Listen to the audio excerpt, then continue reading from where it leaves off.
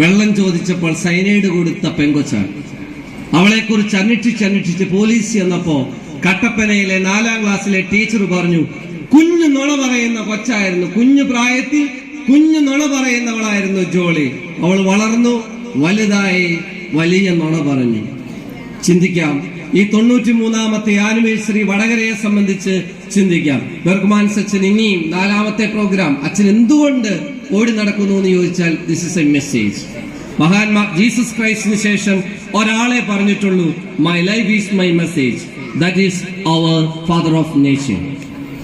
Next we as a parent, as a teacher, as a general public നമുക്ക് പറയാൻ പറ്റണം, my life is my message. സാധിക്കട്ടെ എന്ന് ആശംസിക്കുന്നു. മിനി ടീച്ചർ എൻ്റെ കൂടെ മെന്ററായിരുന്നു.